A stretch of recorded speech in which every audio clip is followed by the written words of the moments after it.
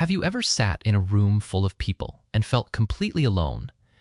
Not because you were ignored, but because the conversation felt like it was happening on a frequency you couldn't quite tune into. You smiled, you nodded, and then you went home wondering if something was wrong with you. Psychology has a different explanation. It's called intellectual asynchrony, and it has nothing to do with being broken.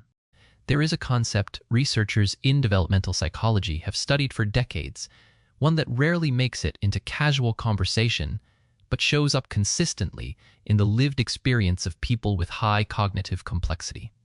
It originates from a concept in developmental psychology called intellectual asynchrony. The term refers to a gap, specifically the gap that develops when a person's cognitive processing, their ability to analyze, synthesize, question, and connect patterns, outpaces the social and emotional environment they were placed in. It doesn't require a genius-level IQ. It requires a mind that processes the world at a depth that most social environments aren't designed to match. And here's what that actually feels like from the inside. It feels like arriving somewhere everyone else has already settled. The conversations feel resolved before they've started. The questions that genuinely interest you, the ones about why people behave the way they do, why systems work the way they work, why meaning seems so hard to locate in ordinary life, these questions don't come up. But because most social environments reward surface engagement, not depth, psychologists who study high-complexity thinkers consistently find one trait above all others: a compulsive need to understand, not just to know. Knowing is passive. Understanding requires you to pull the thing apart, examine how it works, question whether the explanation holds, and sit with it long enough that it actually makes sense. Most environments punish that process. It's slow. It's inconvenient. It makes people uncomfortable in conversations that were never meant to go that deep. So the highly intelligent person learns, usually early, to keep that process internal. And internal is where the isolation lives. Here's the neurological layer beneath this. The prefrontal cortex, the region of the brain responsible for abstract reasoning, long-range planning, and the evaluation of complex social dynamics, tends to show stronger activation patterns in people with higher cognitive ability. This is well established in cognitive neuroscience. What is less often discussed is what that means socially. A brain running deeper processing loops is also running longer loops. It takes more in, it holds more variables, it notices inconsistencies that other brains quietly discard, and it cannot easily turn that process off just because the social context would prefer it to. This is not a dysfunction, it's a calibration mismatch. The brain was built for a depth of engagement that most environments were not built to provide. Think about what this produces over time. A child who asks questions that derail the lesson, not to cause problems, but because the answer given didn't actually answer the question. An adolescent who finds social dynamics exhausting, not because they are anxious, but because they are reading 5 layers of subtext in every interaction, while everyone else seems to be reading one.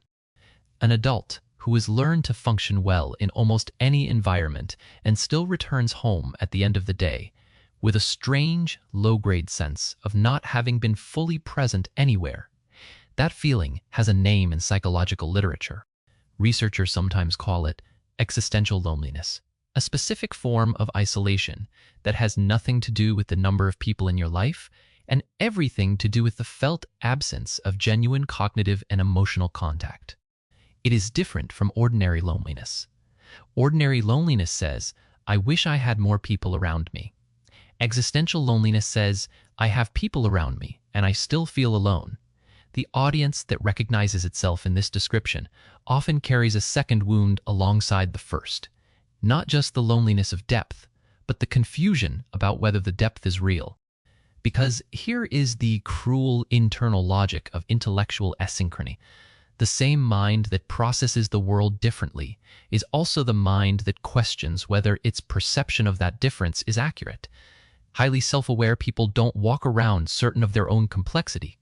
They walk around wondering if they've constructed a flattering narrative to explain an ordinary experience. That doubt is not a sign of delusion. It is, paradoxically, a sign of exactly the cognitive flexibility that produces the experience in the first place. Less reflective minds tend to be more certain of themselves. The mind that examines its own assumptions will always feel less settled than the one that doesn't. So what does psychology actually suggest for someone living inside this experience? Not a cure. There isn't one. Intellectual asynchrony isn't a disorder. It doesn't resolve by simplifying how you think.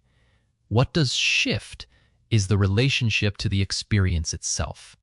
Research on what psychologists call meaning-making suggests that people who can locate a coherent narrative for their own unusual inner experience, who can say not just "I feel different," but "I understand why I feel different and what it reflects about how my mind works," report significantly lower rates of chronic loneliness even when their external circumstances haven't changed.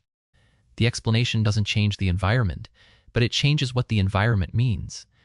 A room that once felt like evidence of your own disconnection starts to feel like a predictable result of a specific cognitive profile.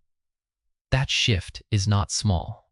It is the difference between living inside a mystery that feels like a flaw and living inside a pattern that finally makes sense. If you are starting to understand the script you were given, you are not the only one navigating this. Subscribe to Inner Script. We are decoding the human mind together. There is something else worth sitting with. The experience of not fitting into the world as you found it has historically been the starting condition for almost every person who eventually built a different part of it.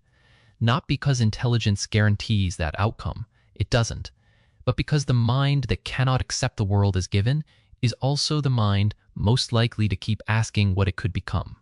The restlessness isn't incidental. It is directional. It is a mind looking for a level of engagement that matches its own depths.